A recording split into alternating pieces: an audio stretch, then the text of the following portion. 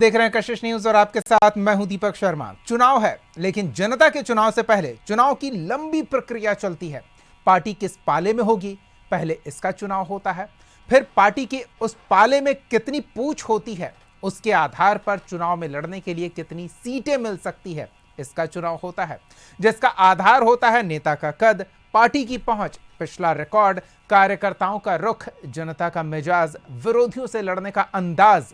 तो दूसरी तरफ नेताजी के लिए अधिक से अधिक सीट बटोरने के लिए जरूरी होता है रूठना, मनाना, दबाव बनाना, सहयोगियों को डराना और विरोधियों तक लौट कर जाने का रास्ता बनाए रखना, यह भी दिखाना। सारे तिकड़म, सब साम दाम दंड भेद लगाने में माहिर होने के बाद भी आपस में मत फुटौल ना हो, इसकी कोई गारंटी नहीं। और फिर बारी आती है चुनाव की, खुद को उपलब्ध विकल्पों में सबसे बेहतर बताने की।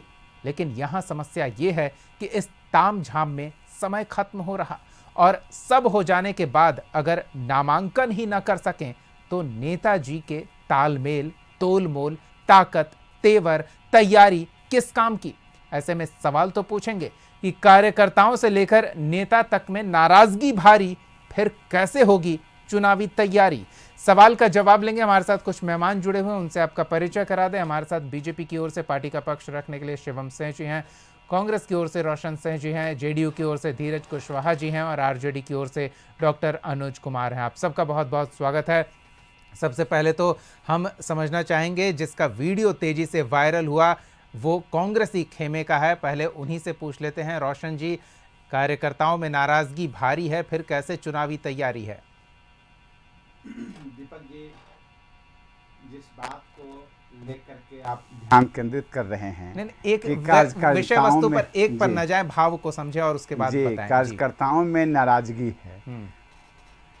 हमारा जब कोई भी चुनाव क्षेत्र होता है, 10 गो, 20 गो, 50 गो, 100 गो फॉर्म भरता है, काम करता है, अपना दिखाता है कि हम मजबूत हैं, हम मजबूत हैं। और उस परिस्थिति में हम टिकट तो किसी एक को देंगे, तो स्वाभाविक है हमारा जो बाकी कार्यकर्ता वहाँ का है उसमें कुछ तो थोड़ा लगेगा कि हम मेहनत किए थे, हम नहीं आ पाए, हम नहीं ले पाए, हम नहीं सिस्टम में जो है कर पाए जी। वही नाराजगी थोड़ा मना है। और तो बाकी जो है हमारे यहाँ सब ऑल इज वेल है। सारे लोग जो है अपना जा रहे हैं, सिंबल ले रहे हैं, नॉमिनेशन कर रहे हैं। ऐसा है क्या? वाकई सिंबल ले रहे हैं, नॉमिनेशन कर रहे हैं क्या? सब में सहमति बन गई जी, है? रात से हमारे यहाँ शाम से कल शाम रात से जो है अध्यक्ष जी के आने के बाद और प्रभारी अल्लाह बरू जी के आने के बाद हमारे यहाँ ये प्रक्रिया चालू हो गई।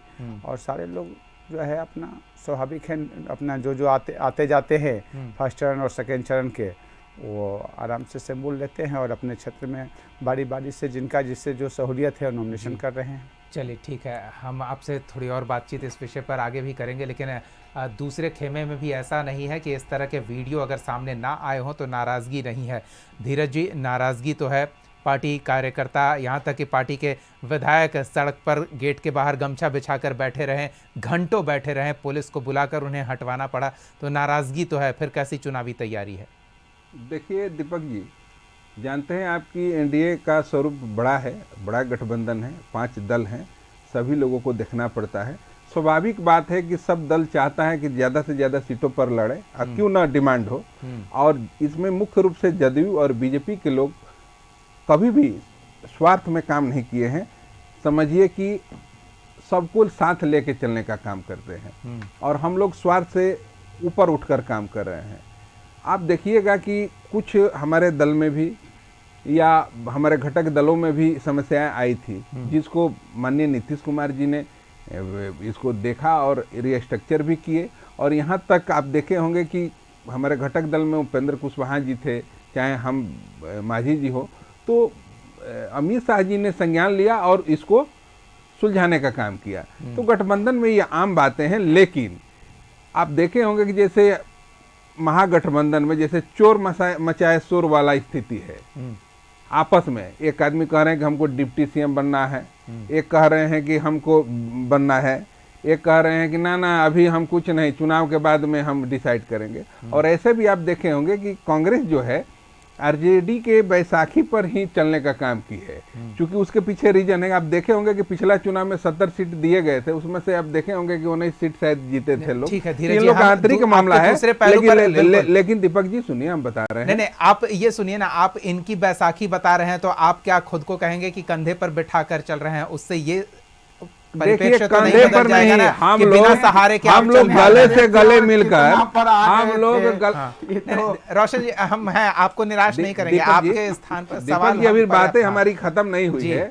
हमारा स्पष्ट रूप से कहना है कि हम कंधे पर नहीं, हम गले से गले मिलाकर काम करने वाले लोग हैं। और आप देखे होंगे कि माननीय नीतीश कुमार जी ने जो काम किया है वो विकास एक तरफ है, और जो लोग 2005 से पहले और आजादी के बाद जो लोगों ने शासन किया है, एक ने देश को लूटा और एक ने बिहार को लूटने का काम किया है। तो बिहार की जनता स्पष्ट समझ रही है कि हमारा कहाँ भला है, हमारा अभी तो टिकट को लेकर मानो लूटपाट मची हुई है। आपकी बात हम सुन लिए हैं, हम शिवम जी से भी जान लेंगे। शिवम जी, सबसे अनुशासित तौर पर तस्वीर बीजेपी खेमे की ही सामने आई है, जिनका टिकट भी कटा, वो भी वीडियो जारी कर रहे हैं, लेकिन चेहरे पर थोड़ी मायूसी जरूर है, और स्वाभाविक है कि मायूसी होगी।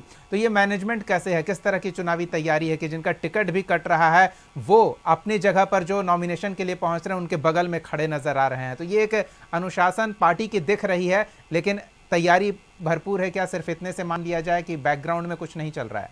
एनडीए का गठबंधन दिल से मिला हुआ है।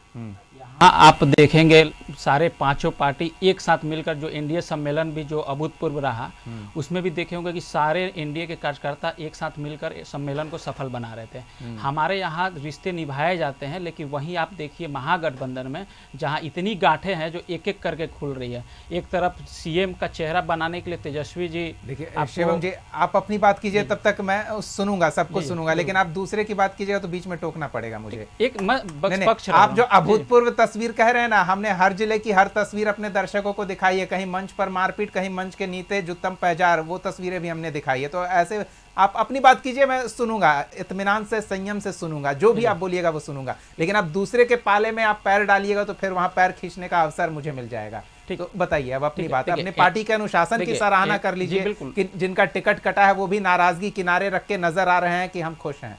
एनडीए का देखिए कि सबसे पहले सीटों का आप देखे होंगे कि बंटवारा हुआ कि किसको कितना मिलेगा, फिर उसके बाद आप उम्मीदवारों की भी घोषणा हो गई। अभी तक मैं स्टूडियो से आने से पहले लोजपा का भी सारे 29 सीटों की घोषणा हो गई, मतलब 243 सीट पर एनडीए ने घोषणा कर दी कि उम्मीदवारों की। लेकिन ये दर्शाता है ना बिहार में कि हम लोग इलेक्शन को लेके सीरियस हैं, जबकि महागठबंधन नहीं है सीरियस। अभी तक, कल लास्ट डेट है नामांकन का, अभी तक इनका सीटों का बंटवारा भी नहीं हुआ है। तो कैसे बिहार की जनता देख रही है कि तो सिंबल बांट रहे हैं ना, वो तो कह रहे हैं तेजस्वी यादव अलग सिंबल बांट रहे हैं, राजेश राम कौन सी गठबंधन, ये कौन सी गठबंधन है जहां सीपीआई वाले भी एक तरफ नामांकन कर रहे हैं, एक तरफ कांग्रेस भी कर रहे हैं? तो कहाँ गठबंधन रहा आपका? मुकेश सहनी जी 3 बार अपना समय चेंज कर दिए कि हम प्रेस वार्ता करके बताएंगे स्थिति, लेकिन नहीं बताएं। तो कहाँ गठबंधन का? तो दिल्ली से लौटने के बाद ही संतुष्ट हुए ना। चलिए हम आरजेडी का भी पक्ष जान लेते हैं। डॉक्टर अनुज जी हमारे साथ जुड़े हुए हैं। अनुज जी, आवाज मिल रही है आपको?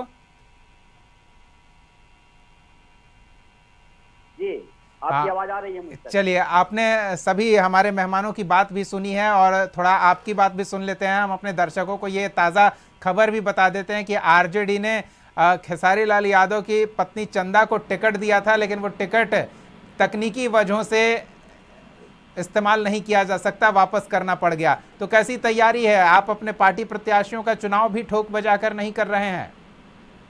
नहीं, देखिए ऐसी बात नहीं है। हमारे यहाँ बिल्कुल पारदर्शी तरीके से, लोकतांत्रिक तरीके से काम किया जा रहा है, और हमारा जो गठबंधन धर्म है वो भी लोकतांत्रिक तरीके से। जिन्हें जान पहचान नहीं रहे उन्हें टिकट दे रहे हैं, इस तरह की बातें आ रही है ना, तब तो नहीं, कहाँ आधिकारिक रूप से इस तरह की बातें आ रही? चंदा जी का नाम जो जानकारी आई है कि वो वोटर लिस्ट में न होने की वजह से वो चुनाव नहीं लड़ सकती हैं, तो आपकी पार्टी की ओर से तो उन्हें सिंबल दे दिया गया था। ये खबर भी हमने चलाई, दूसरी खबर भी हम ही चला रहे हैं, तो इसलिए सवाल खड़े हो रहे हैं ना कि आप अपने पार्टी प्रत्याशियों को ठीक से जानते पहचानते भी नहीं है, और उसके बाद कह रहे हैं कि पूरी तरह से चुनावी तैयारी है। गठबंधन के सहयोगी अभी भी नाराज हैं, संख्या बल स्पष्ट नहीं है, फिर भी कह रहे हैं पूरी तैयारी है। कैसे? अब देखिए ये तो जांच का विषय है ना कि एसआईआर में बहुत सारे लोगों का नाम कटा है, कैसे कटा है, क्यों कटा है, तो अलग मसला है। हो सकता है कट गया हो, मैं नहीं कह सकता। तो ये सवाल बिल्कुल अपने आप में वाजिब नहीं है। कि आप कैसे प्रत्याशी का चयन कर रहे हैं। आप देखिए SIR इसलिए संख्या कराया बल कि की बात आप कर लोगों का लीजिए। नाम- संख्या तो- बल स्पष्ट हेलो? नहीं है, सहयोगी संतुष्ट नहीं है, फिर भी कैसी चुनावी तैयारी है?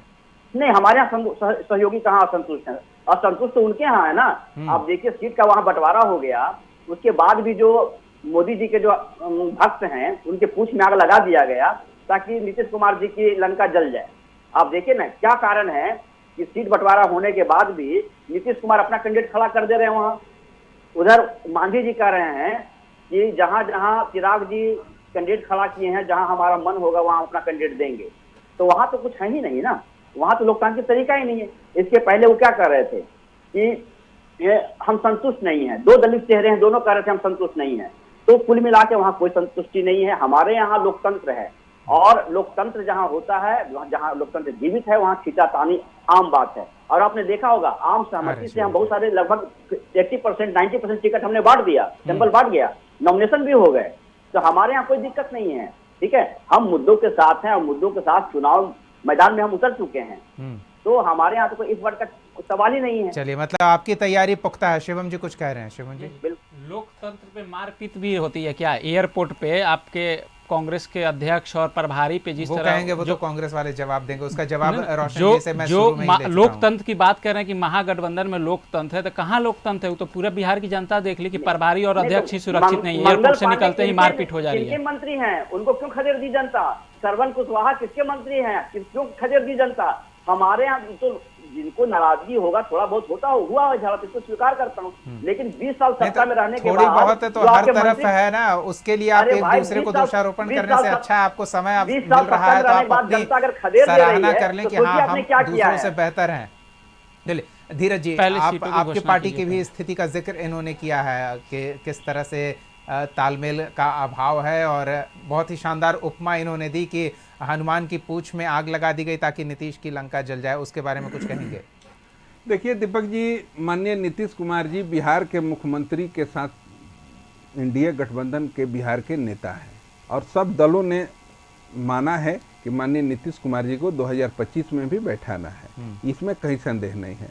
अब समझिए कि जब माननीय नीतीश कुमार जी एनडीए के अभिभावक हैं, अगर हमारे समताकालीन के या हमारे जो कर्मठ या पुराने साथी कहीं छूट रहे थे, लोगों से वो मिले और उसके बाद उनके समक्ष बात को रखे, तो माननीय मुख्यमंत्री जी को लगा कि कुछ हमारी पारंपरिक सीटें थी जहाँ पर कुछ एडजस्टमेंट हो सकता था, तो वो हुआ। वो चिराग जी, उपेंद्र कुशवाहा जी या सबके मैंने सलाह लेकर ही किया गया, मैंने समायोजन किया गया। ये नहीं है कि ये लोग को जो दिखता है वो ऐसे है नहीं, लेकिन फिर भी वो मजे ले रहे हैं ना कि इतना कुछ होने के बाद भी आप फ्रेंडली फाइट की स्थिति में हैं। फ्रेंडली फाइट वाली बात वो कह रहे हैं। ये लोग मजे लेने में लगे रहे, क्योंकि ये लोग आप देख रहे होंगे कि माननीय तेजस्वी प्रसाद यादव हर एक घर में एक नौकरी देने की बात करते हैं। अगर 20-25 हजार रुपया भी अगर मान लिया जाए, एक व्यक्ति का अगर मासिक सैलरी पर बात अगर कर लिया जाए, तो बिहार के जो बजट है उसके 3 गुना हो जाएगा। तो बिना कैलकुलेशन के ये लोग कुछ भी कर रहे हैं। उनका टेंशन है ना, वो टेंशन अपनी वो दूर करेंगे। देखिए जो बात है सही रखना चाहिए। नहीं, हम उस विषय पर आज बात ही नहीं कर रहे हैं ना, हम कह रहे हैं कि आप फ्रेंडली फाइट के लिए तैयार हैं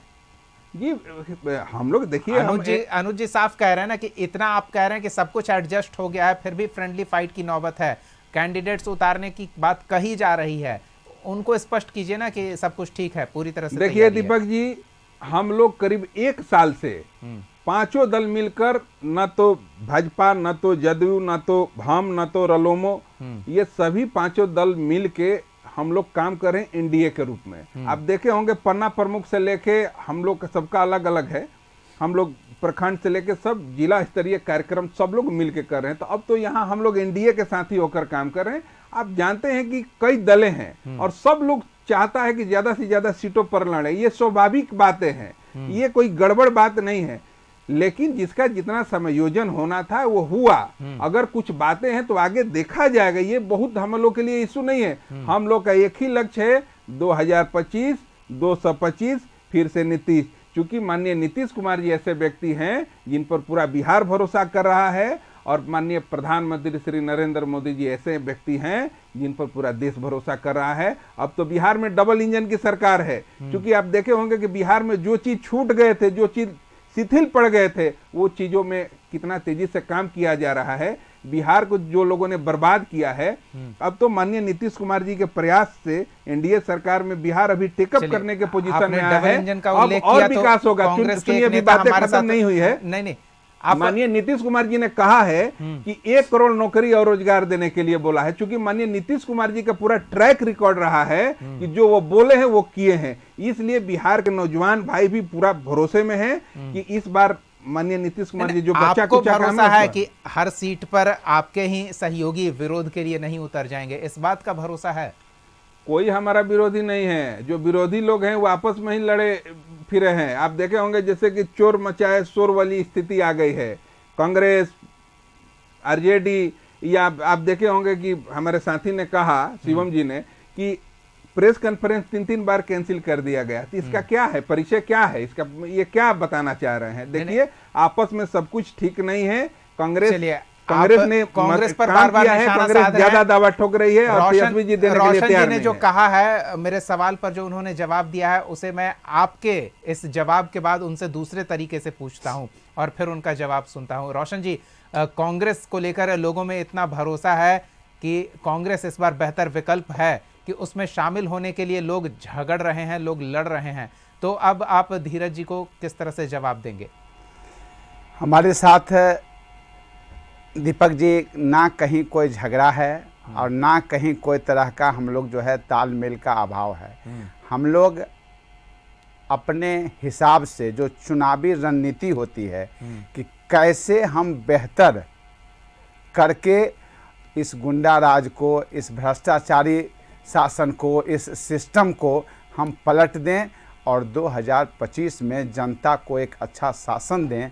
हमारा जो ये भरोसा तब, रोशन जी, ये भरोसा तब और भी मजबूत होता ना जब जिस कोऑर्डिनेशन कमेटी का आप लोगों ने गठन किया है, वो कोऑर्डिनेशन कमेटी अपना कोऑर्डिनेशन चुनाव से पहले सीट बंटवारे को लेकर भी दिखाती।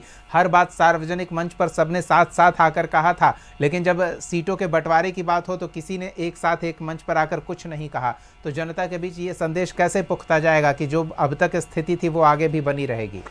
हमारे सारे दल इसमें दीपक जी कहने में कोई अतिशयोक्ति नहीं है।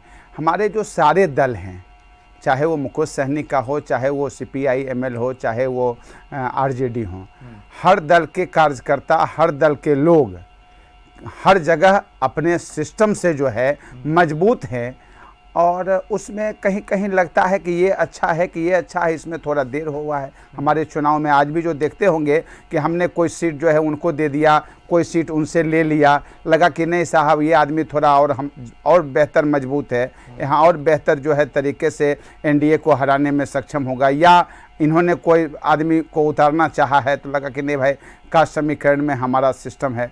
इसका लेट है, कोई झगड़े का लेट नहीं है, ना कोई रगड़े का लेट है। तो वही लेट तो उनके तरफ भी है ना, वो भी तो सीटों की अदला बदली ही कर रहे हैं, तो फिर आपको उनमें क्या खराबी दिख रही है? नहीं, हम अभी भी अनुज जी ने कहा, लेकिन हम तो कहेंगे कि ये चुनाव में अक्सर होता है, ये चुनावी प्रक्रिया में। अनुज जी से भी ये सवाल पूछ लेते हैं। अनुज जी, आपकी तरफ अगर इस तरह की स्थिति है तो वो तालमेल बिठाया जा रहा है, उनकी तरफ स्थिति है सीटों के आदान प्रदान को लेकर, तो वो तालमेल का अभाव कैसे मान लें?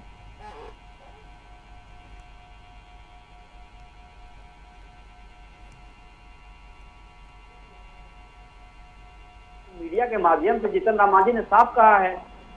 हेलो जी, सुन पा रहे हैं आपको। तो वो तो यही कह रहे हैं ना कि चलिए कुछ बात नहीं, थोड़ा बहुत है, थोड़ा है, थोड़े की जरूरत है। देखिए, हमारे यहाँ क्या है कि हम एक एक सीट का मूल्यांकन कर रहे हैं। जनता के बीच में जनता का जो डिमांड है, जो जिस उम्मीदवार का चयन जनता कर रही है, उसके आधार पर हम निर्णय ले रहे हैं और उसमें थोड़ा कभी 19-20 होता है और विलम्ब हो रहा है। और सबसे बड़ी बात है, 2 दिन तो मेरा इन लोगों ने बर्बाद कर दिया। बताइए, चुनावी वर्ष में जिस तरह से CBI को तोता बनाकर हमें परेशान किया गया, 2 दिन का समय बर्बाद किया गया, ये फैसला पहले भी हो सकता था। तो चुनाव के समय में तो कभी अरविंद केजरीवाल को, कभी सोरेन साहब को, कभी हमें परेशान करते हैं। तो ये तारीख पिछली तारीख के बाद से ही अगली तारीख तय हो गई थी। अगर आप उसको बहाना बना रहे हैं तो ये जनता भी समझ लेगी कि आपके पास बहानों का भी कमी अभाव है। हमने पहले कह दिया कि हमने 90% सीटें तो नॉमिनेशन भी हो गया, हमने दे दिया सिंबल। चलिए शिवम जी, देखिए, हमारे यहाँ सबसे पहले हमारे यहाँ नियत है, नीति है, नेतृत्व है। लेकिन आप महागठबंधन के लोग बोल रहे हैं कि विलंब हो रहा है। कल बिहार की जनता देख रही है कि 17 तारीख को नामांकन फर्स्ट फेज का आखिरी दिन है और ये कह रहे विलंब हो रहा है। ठीक है, आप इंतजार कीजिए, 17 के बाद आप लोग सोचिए, कहिए, बैठिएगा, आत्ममंथन कीजिएगा चुनाव हारने का।